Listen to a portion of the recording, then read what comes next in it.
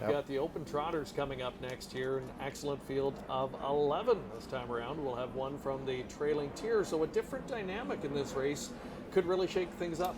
Yeah, and I've noticed that post 11 and 12 here at the Meadowlands specifically, produces not only some value, but they hit the ticket pretty regularly.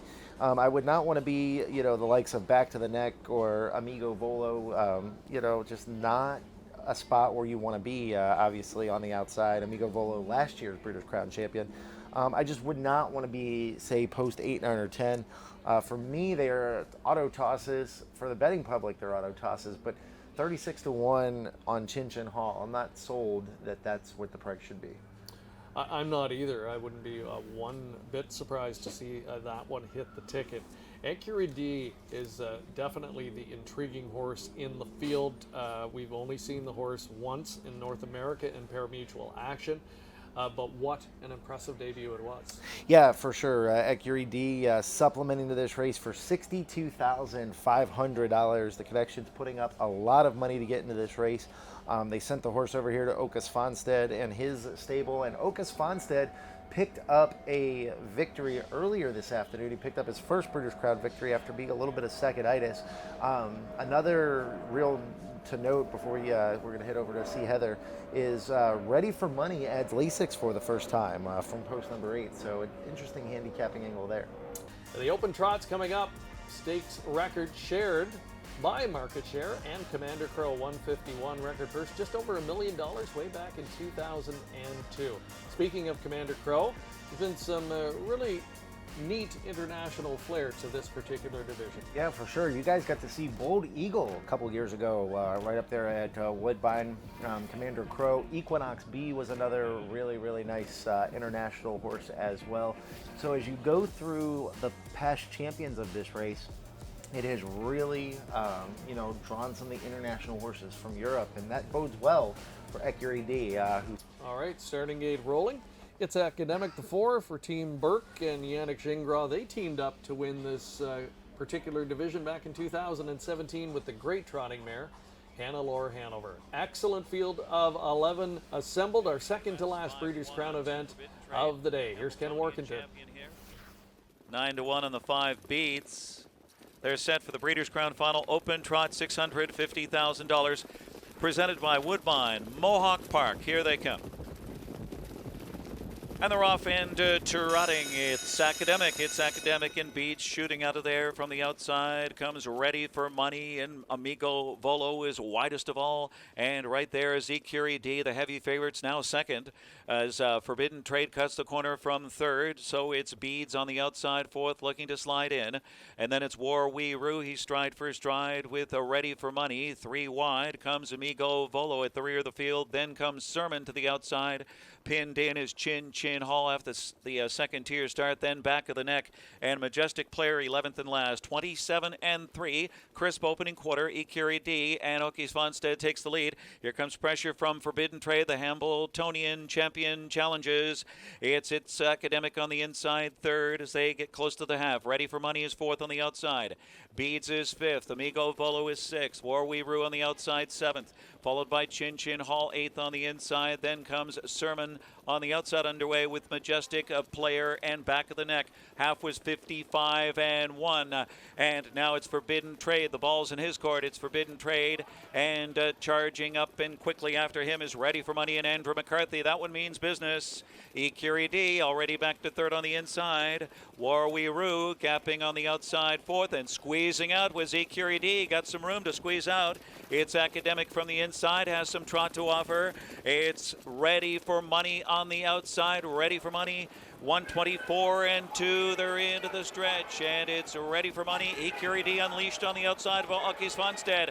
Grabs the track, and here comes ECURIE D on the outside, right by Ready for Money. Then on the inside comes Forbidden Trade, and it's ECURIE D and the Breeders' Crown living up to the hype. ECURIE D romps here over Back of the Neck, then Ready for Money and Sermon. ECURIE D in the Breeders' Crown, 152.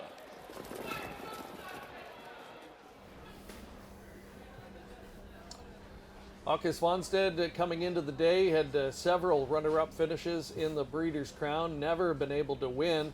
Well, ends that drought today with not one, but now two Breeders' Crown Championships to his credit. ECURIE D, as good as advertised, a multiple move winner today in 152. There's the other Svanstedt's pupil, back of the neck from a post 10 start. Gets up for second. Ready for Money was very good today. He got caught in a middle half battle first over. He hung in admirably to finish third in the 152 mile. Yeah, it was a nice mile. The two or three horses I said had zero chance, run second and third. So don't listen to Carter when it comes to handicapping. No, big move there by back of the neck, and big effort from Ready for Money. That was a real powerful move by Andy McCarthy. But we talked about the aggressive move from Bob McLaurin, Forbidden Trade. He really, tried to win the race going to the half-mile point of the race, and you can't fault him for being aggressive at that point. You can let ECURIE D get to the lead and kind of get things his own way. And, the fraction, instead of it being 27-3, 55-1, maybe 27-3, 56, 57, and then you're really not going to win. So he had to give it his best shot from there.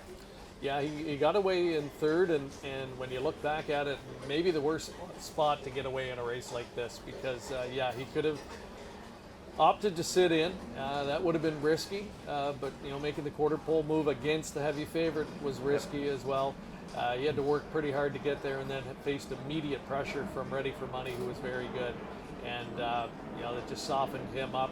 He may have hung on for the final check, I'm not sure. Suleyman, good result at 99-1, lands in your top four as well. So heavy favorite, and then three long shots in behind. So sets up for some nice exotic returns. Yeah, and, when you normally when you have a big horse like this at 1-2, sometimes, one of the other bigger or the second choice horse finishes off the ticket and the numbers are just okay. You're missing a lot of really nice horses in this ticket. So this could be, trifecta, maybe 1,000, maybe two. So congrats if you handicap this, because you're better than me, that's for sure. A big day for Team Svanstedt. Okay, coming back into the Breeders' Crown Winners' Enclosure for the second time this afternoon. The Breeders' Crown blanket being adorned to ECURIE D. And the second victory today for Team Svanstedt, and it really is a team effort. Excuse me. You're not kidding. Wife Sarah Svanstedt was in the back paddock here last night cheering on Åke. And, if you've never been to the Svanstedt farm or watched some of the Swedish training, it is completely different than American training. A lot of them use the sand jog tracks. And they are fit and ready to go. So Åke Svanstedt, a big family affair, not just for him, but also for his wife, Sarah. There's Bill McClinchy in the background. He's going to make the presentation for this upcoming race. Bill with the Woodbine Entertainment Group making the trip down here, and caught up with him last night, enjoying Breeders' Crown weekend. And for all of us from Canada, it's been nice to get away for a few days and get back to some form of normalcy. And it is wonderful to be able to conduct the Breeders' Crown this year in front of full house of spectators, and getting back to the format that we've all come to know and love since 1984. And a bit of a handful there. It's good they've got lots of people to help with the horse. I don't think a bad actor by any stretch of the imagination, just this is an athlete, and he's pretty keyed up after going another big mile. Looks like we've got some prices to pass along for you, and as we suspected, even though the favorite wins at just $3 on the nose, the exotic returns are huge. Yeah, you're not kidding. $2 trifecta here returns just over $1,400. So a real nice play there. 50-cent try, $357.40. Exacta, $85.40 for the 310. Nice exotic there. $26.80 place price on back of the deck though. So if you liked back of the deck, more power to you, because you got a really nice place price there. Scott Zeron just quietly having a real nice Breeders' Crown weekend, couple of wins, and seemed to be maximizing his results, and that is the case here. Back of the neck, a bit of a surprise result to be second from post 10 here, and very good, and was closing stoutly on the end of the mile. There's a look at the hardware presentation. The aforementioned Sarah Svanstedt, as you said, such a key part of their operation. Yeah, it looks like all smiles. Åke Svanstedt, looks like ECURIE D has vacated the winner's circle. So it looks like Åke Svanstedt will be coming back this way with ECURIE D here shortly. Yeah, safety has to be certainly the top priority. But there's what it's all about, getting the Breeders' Crown Trophy presentation and the photo ops, another big group in the winners enclosure here. Beautiful winners enclosure at the new Meadowlands Racetrack, the mecca of harness racing here in East Rutherford, New Jersey. All right, ECURIE D living up to the hype, and this guy, he's only 5 years old. Yep. This could be one that we'll see for a while here in these parts. Yeah, it could be another Sebastian K, right? This is a very, very nice horse by Infinitif. So was bred in Kentucky by the Jean Pierre Dubois, coming off of a nice effort here in the Breeders' Crown. Obviously, we talked about this horse in Lexington, won easily by 2 1/4 lengths, proving today that he was no one-hit wonder.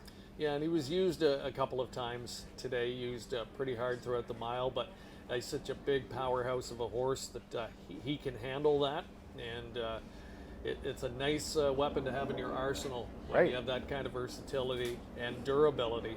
And you know, that goes back to the foundation he had before he got here, and moving into the Swanstedt Stable, you know that he was ready to go. Looks like Gabe Pruitt has some winning connections standing by. Åke had to go on back. ECURIE D, he was still a little keyed up here after this big win. Yeah, he was still fresh, so he did the same in Lexington, so I don't know, he have to get used to this, I guess. Should be used to winning, but we know that he knows how to do that. Yeah, I agree on that one, but obviously he did not like this part of the racing. No, he races, it looked like, from my vantage point, not with earplugs. You know, he has cotton in his ears. Talk to us about that. Is that common? Correct. He is, I shouldn't say a hot horse, but mentally he's race fresh. So if they are like that, dog is prefer to just try to keep them calm. And the first Team Svanstedt winner today, Felicity Shagwell, that was rather uneventful on the lead. This one couldn't have gone much differently. There was lots of action. I agree that for Felicity, I was very surprised because most drivers knows that Ake wants to race her on the helmet, but no one came, and I saw 57 on the half. So if she have those type of races, she's very strong and tough to the finish. So that was a big surprise. Well, they must have rethought that situation because this time everyone came. This was a different race, and I didn't see last turn because I was standing with Emmie, but he found his way out and he finished good, and I absolutely love to see this horse on the track. He's gorgeous and performs, and supplement a horse like this with those money, and now at least that is home. So I'm happy for the owners, and I feel bad for the owners they can't be here, but hopefully soon. Hopefully soon. And as hot as he is, as you mentioned, maybe off the track, he must be a little easier to drive because he left and then he released a horse. He was actually jammed in for a minute. And around the far turn, he sort of got out there in pretty tight quarters. So he's really, easier to manage, I guess, on the track when he's in a race.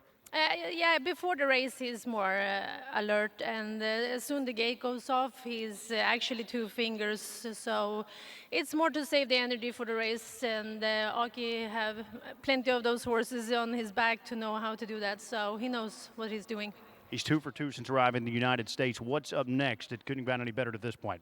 It's TVG if he still looks good after this race. So that's the goal. All right, well, best of luck to ECURIE D and Team Svanstedt moving forward. Brilliant looking individual down here. ECURIE D takes that to Breeders' Crown Open Trot.